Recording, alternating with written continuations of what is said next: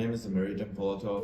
I'm 18 years old, the 12th grade in the Forest Hills, and I'm studying in the Forest Hills High School. My game's name is Blood Path. The game about the Blood Path game, it's about a woman warrior who travels across the different planets. She faces the different obstacles. There is a monster, she's killing it. There's also movements. There's a 2D game who's moved the left, right, jump. Did you take any inspiration from any other games when you were making yours? Yes, there is a game whose name is Soul Knight. I checked this game, and this game was one of my favorite 2D games. I take from there some of the design of this and the movement of it. What's your favorite game? My favorite game is Red Dead Redemption 2. My name is Dana Sanchez. My name is Livia Zapp. My name is Larry Baftan. And we made the game Galapagos Café. So our game is basically a narrative type of game where you serve customers, you take in their order at the end of the dialogue, you serve customers, and there's about like 3 customers you serve, and the options we have are coffee, soda, and ice. You can have ice. We created a very artistic game made by Livia Zapp. We put a lot of things about the underwater theme. Things that are focused on our game and to explore is mystery, suspicion. In terms of mechanics, we have first our dialogue system where when you press D, the dialogue runs. It's different for each NPC. And our second part of our game is the brewing mechanic. How Lara mentioned, we have soda, coffee, and ice. And basically, at the end of dialogue, the customer will say something like, "Oh, I want coffee, I want it to be cooler," and you have to interpret that into how much ice you have to put, and if you need coffee, soda, or mix of both. Hi, my name is Apollo Ivanovich. I'm Dean Langley, and we made Girls at the Academy, GATA. It's a fan game based on 100 Girlfriends. It's a mixed visual novel and top-down boss fight simulator. So we started off with kind of designing the actual dialogue part, which was our third partner, Remy something. He's not here. He designed this interpreter. It takes a text file and then it makes it into the choices that you can make during the visual novel portion of the actual game. So you would say like, oh, do I want to click here in order to decide that I want to respond in this way to a character, or here, and then based on that you would get different text responses. Pretty good. After that we would take basically the information that says, oh, you're done, I want to go on a rant. Remy did not, he just dropped the code on me and I had to figure out how to take that information, like how to get that, this is the end of the conversation, kind of a pain, last minute stuff. Anyway, so that moves into the actual game elements, where you fight, and it was just all system making. You make the system that makes the move shoots. It would essentially take a point on the screen, and then you would click, it would see, oh, you've pushed down, and then bam, it would shoot off. And then you have cooldowns and yada yada. We were going to do a mana system, but we didn't. You want to say anything? I also designed particles. Oh yeah, I forgot about that. That was kind of last minute, but I honestly felt like it really adds to the quality of the game, you know? It makes it more obvious that you're moving, which I like at least. The movement was very jank. I wanted to do some stuff with velocity, but towards the end of it, I was having some trouble getting things to move because I was doing kinematic, but I was messing with their velocity, and I had a small problem with it. So I ended up making all of the objects not kinematic, and that made some very, very janky things. But I actually think it's more fun that way. You know, it works with the particles. You can like hide in a corner and rotate yourself to dodge bullets. If I had to do it over again, if I had to redesign things, my number one issue with it right now, other than all of the jank and all of the bad design, is as I was watching people play it, they didn't know what to do. I didn't realize it would be so difficult to figure out that E does like dialogue. I didn't know that they wouldn't like intuit this is how you need to dodge. And no, apparently I originally asked someone who was trying to play it when I wasn't around that nobody in their group had actually figured out how to play the game. They just sat there trying to start for 20 minutes or something, and it's a little disappointing, you know. I feel like that's definitely our greatest weakness. Hello, my name is Efren. I am the co-partner of this team of Miami Maker Studio, and here's my partner.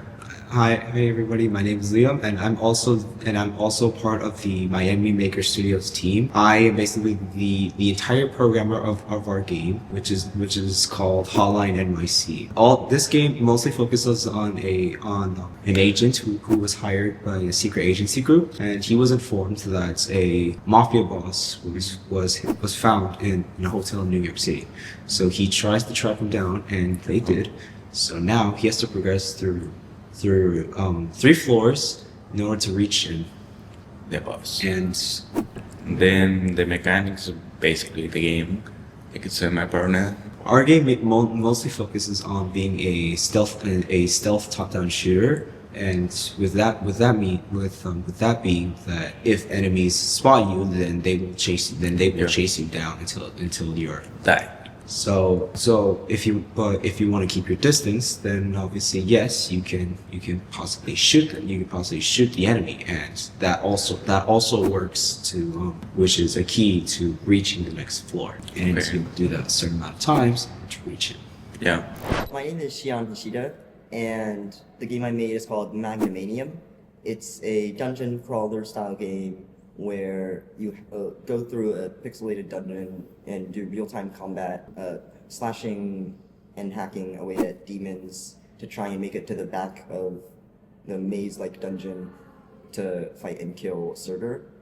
So the story of the game is that you're a Viking named Magnus who's descended into the Norse realm of Muspelheim, which is like the realm of fire, and you're invading Surtr's castle because you need to stop him from starting Ragnarok, the end of the world. So in terms of mechanics, the game lets you walk in all 4 directions, and like I said, it's a dungeon crawler where the objective is to find the way to the very back of the maze, which is the boss arena where Surtr holds court. My name is Akila. My name is Dale. And my name's Abner. The name of the game is A Problem on Lexington. It's about 2 white hat hackers. They're trying to catch like a black hat hacker, and try to like fix the situation. He's trying to hijack train intercoms, and yeah. The game is set in New York City. Takes place in the Lexington subway. What are the mechanics of your game? The game is a visual novel, so the mechanics are the next button and the like scrolling text, and also the choice. The player is able to make a choice between choosing between both of the protagonists' plans, and if they choose either or choice, get a different ending. Special question time. Was there any like inspirations for your game that you can think of? The inspiration for the game was kind of like Carmen San Diego, like the show on Netflix. I really like how how the 3 main characters like find their way through like the investigations. What is your guys' favorite game, each of you? I have a lot, like I said, but I think I'll do the one that got me into gaming. My favorite game is The Legend of Zelda: A Link Between Worlds for the Nintendo 3DS. My favorite game is like Roblox. That's yeah. that counts. Is like a game on Roblox? No, just Roblox in general. That's fair. Yeah. My favorite game has to be Sims 2. I really like Sims 2. My name is Ron Porter. I'm Sonic Rooms. What is the name of your game? Stonecraft.io. It's a 2D platformer about navigating through the forest with different levels and avoiding the obstacles and trying to get to the end. You adventure through a variety of levels while trying to make it to the end. So you start off stuck in a forest and you have to complete the levels while also avoiding enemies, traps like lava and spikes, and yeah, that's it. Say that. Okay. Other questions. Well, what made you choose the main character that you guys chose? Right. You know that's important for platformers, right? Like who you play as. Because he had some pretty cool animations, his jumping animation, and it's running iteration. Who's what you need? Cool. Okay. I think of that question. Well, what about the environment? Where'd you guys source those? Like, it was from the same website, right? Yeah. We were given wait, should I answer that? Yeah. We were given a website with a bunch of free packets, and we could choose which one we wanted to. We looked for a background, and we found like a forest biome, and we decided that it would be the best to fit our level. Do you think any of the projects that you did for class helped inspire your game? I think the projects did help inspire the game, but they helped us learn different new topics and things to use to add to our games that are better. And like the buoyancy effector, we use that to help us. Was there any other games that you guys were inspired by for your game? All original, all from here? Okay, tough. A little bit of Terraria. Terraria? Oh yeah, I love Terraria. This is random. What's your favorite game, both of you? Like of all time? Yeah. I feel like Call of Duty. Tough. Okay, cool. Hello, I'm Anderson De Leon, and I'm the coder of this game. Hi, my name is Wande Jonas, and I'm the scriptwriter. Hello, my name is Elmer Isaac Delangel, and I'm the game designer. And the name of the game we created was called The Haunted Night. So basically, the premise, the idea of this game is where an IRS building is scheduled for demolition, and before that, they were IRS agents. They died. So basically, a high schooler, that's the lore, a high schooler is supposed to take care of the building for one night. But as he's taking care of the building, unexpected things happen. And my friend here, Anderson, will explain more about the mechanics. In the game, you are stuck in a security office, and you have to close the doors to protect yourself from the ghosts who try to kill you. The way you protect yourself is you click on the door, and then you close it, but it's only closed for a certain amount of time before they break open it. They break open the door and kill you. So you gotta time it just perfectly, just so they don't break open the door, or you don't close the door before they get it. It is a very hard game, and there's multiple ghosts. As well, there's also a timer that tells you when the game gets to end. Hi, my name is Julian Williams. My name is Raymond Ramos. My name is Adishina Emmanuel Adepoche. So basically, what we did is like made a game, and the name was like Unstable. It was like a sci-fi parkour game, and your goal was to like escape the alien spaceship that you're trapped inside, and every single one of your comrades are like dead. So like there's like 3 levels, and like you guys want to explain about it? So the 3 levels mainly focus on avoiding obstacles like spikes and using little water tubes to go up and down, and eventually you would have to avoid shooting aliens that are trying to kill you as well. The player is the survivor on the ship, and you can jump, you go left and right, and you move in the water, you move up and down. And as Julian explained, like there's bullets that are being shot by the alien invaders that came on the ship, and you're dodging those, and also dodging spikes, and yeah, you're just trying to get out and survive. So like the only level where the aliens were to pop up would probably be like the 3rd level, and they would just like shoot at you in like just a straight direction.